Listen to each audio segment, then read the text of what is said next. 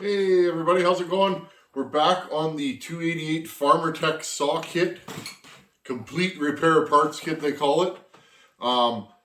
Ran into a hiccup actually on this saw finally, friends. I was filming the other night. What time was it? It was probably 10:30 at night, which isn't typical for me to be in the saw shop. I'm usually an early morning in the shop kind of guy. But I felt driven to get this saw going, and I actually started putting it together and getting everything ready.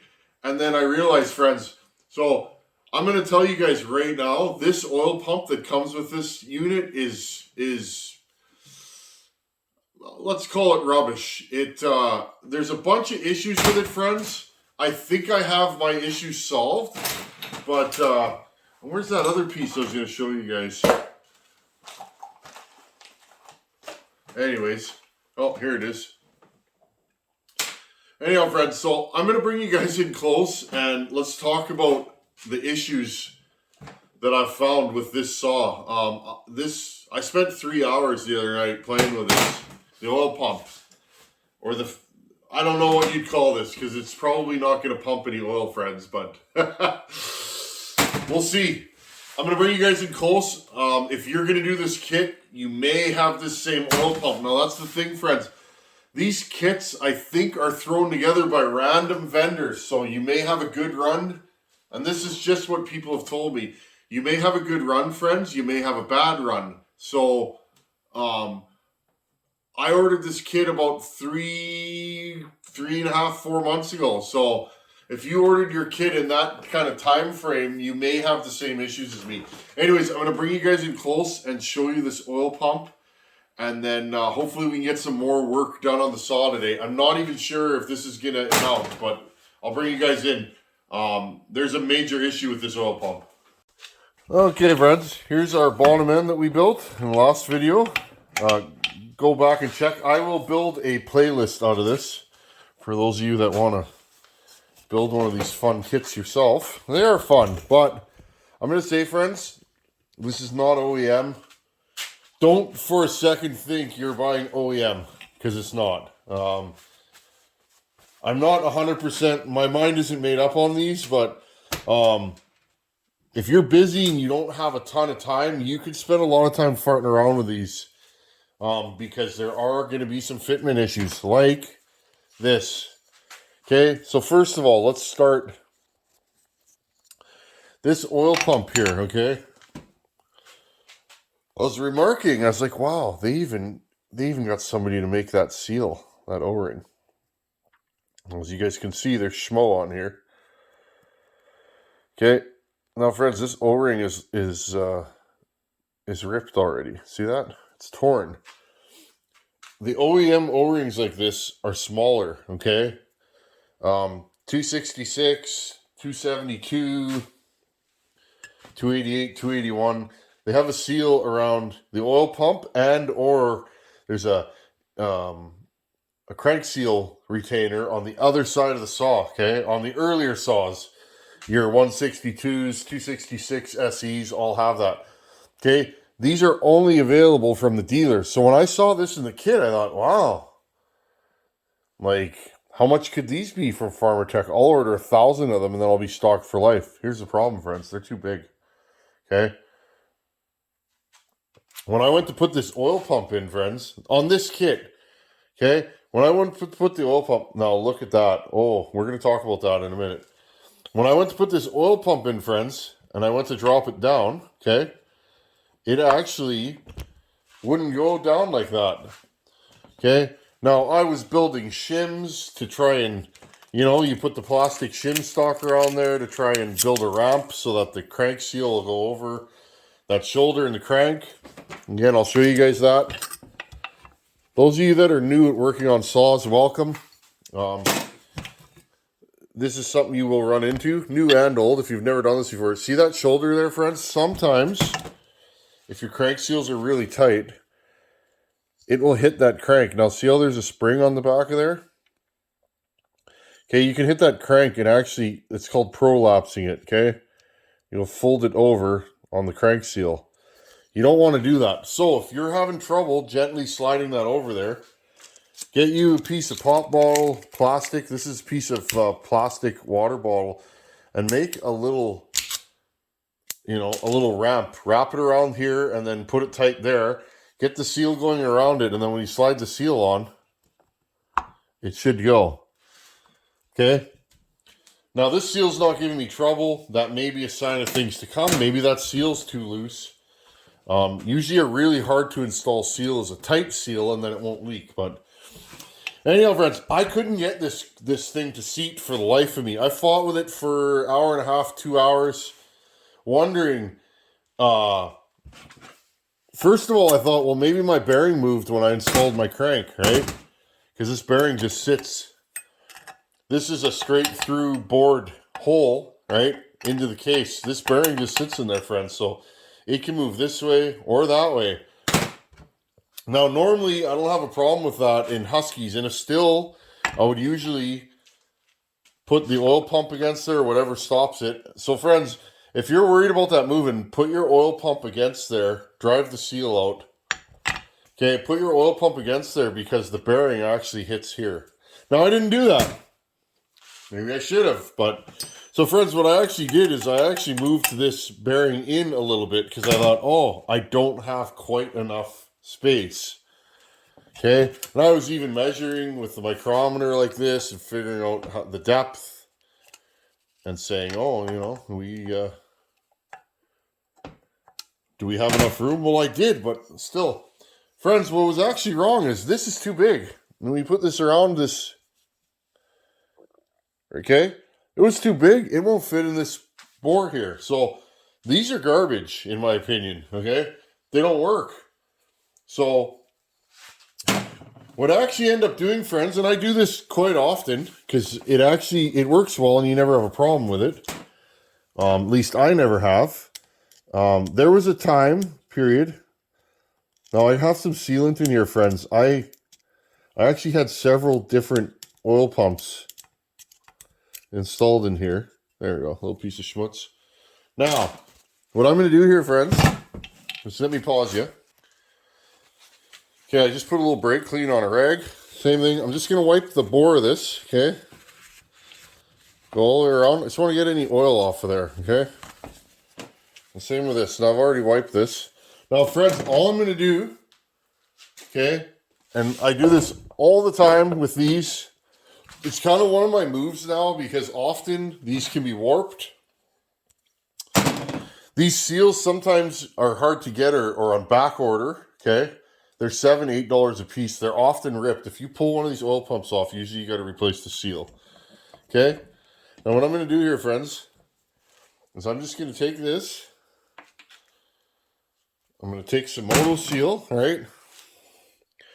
And just go around here, okay? Just go around the edge. Put a good hearty amount. Now, friends, this oil pump will come off. Don't worry about that. I used to worry about that. I glued a couple of mine together and tried them for a bit and then literally pulled the oil pump off. Now, friends, that's why I have this channel. I do things so you guys don't have to. Okay? I get asked all the time, why would you do that? Why would I even try this oil pump when I can get an OEM one? Yeah, I can. I can get an OEM one. Here's one. I got another one on the bench. But friends, this is about, can you guys build this at home? Okay? Can you guys build this? I don't need another 90cc saw, friends. I bought this kit solely to help you guys out. You guys have been asking me for years to build one of these kits. This 288 is a kit that I have a saw that I needed parts for, so why not just buy the whole kit? Okay?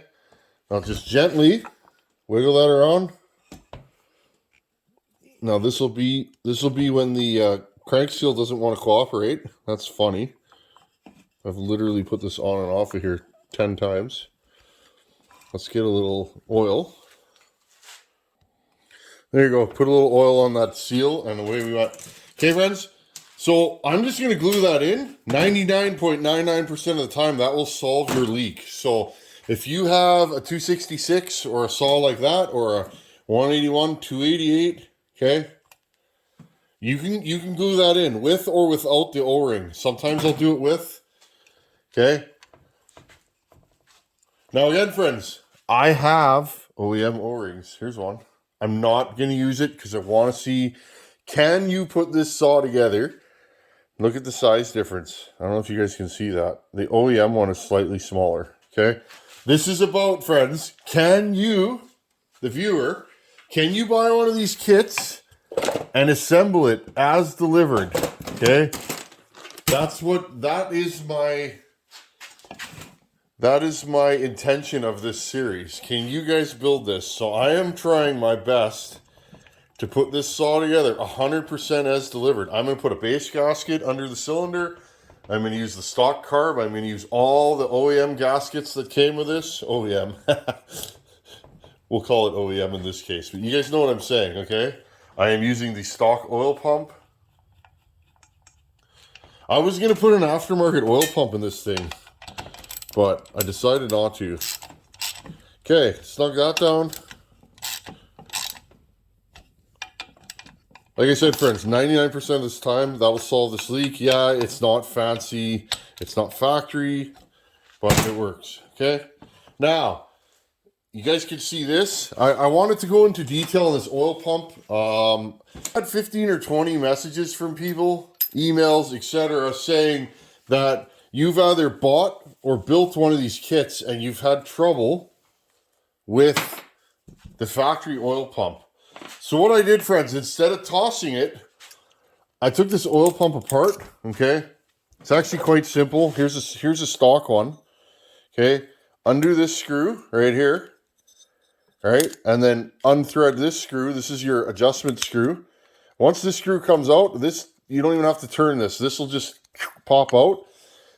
My oil pump inside here, okay, this one inside was full of casting material and sand, and it was horrible. So I cleaned it out, polished the surfaces, and now look, friends, the gear.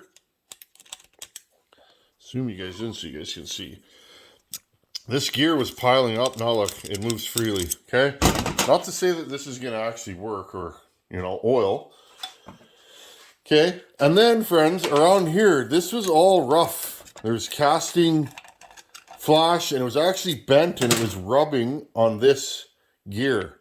So I took my grinding wheel, and I literally went in there and ground all that away. I don't know if that's good or bad, but it was cracked and broken. So, okay, friends, now, this should now, and I haven't tried it, this should actually spin freely. And it does kind of, friends. So, again, I'm not sure what this oil pump's going to do. It spins freely out of the unit, okay? When I have this saw when I have this oil pump on the bench, it spins freely. When I take it out like this, or when I install it and put the gear in, see, friends, this gear is kind of stuck in here. It's like this gear, I don't know, it's like there's some flex in the unit or whatever. But, friends, we're going to try it like that. At this point, I got too much time in this oil pump to really, keep going with it. So it'll either run or it won't run. So keep your fingers crossed. Let's finish the oil pump or the clutch. Which is which here?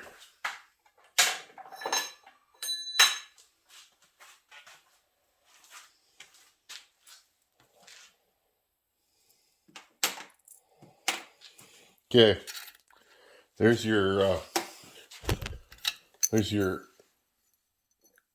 clutch roller bearing right there. Okay, put a little grease on that, or a lot. That's probably way too much, but it is what it is. Okay, new sprocket.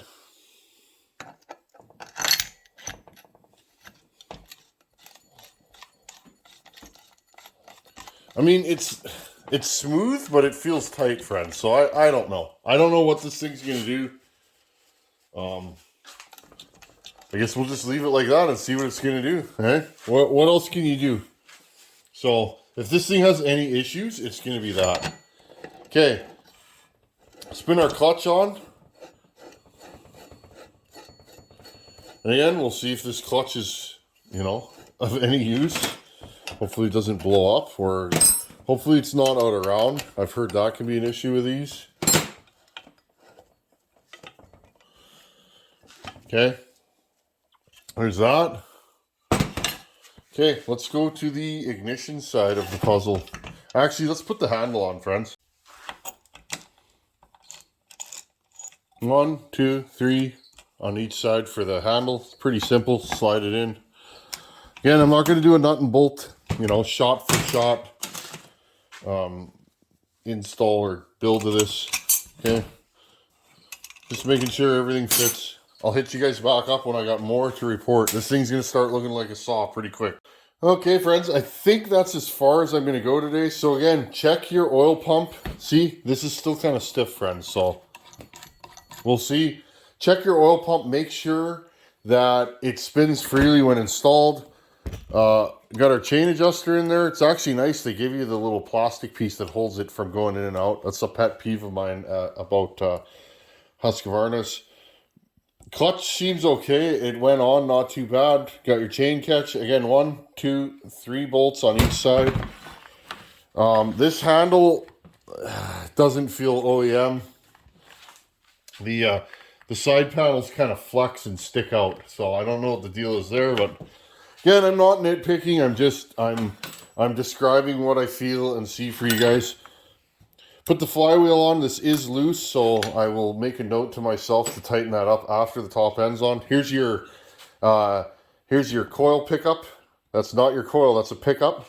Now, this top wire, there's a red wire that goes up through and goes to the coil, which is right here, friends. Okay? To this tab here. Okay, so that's this one right here. Okay? The gold tab goes to the gold tab. Okay?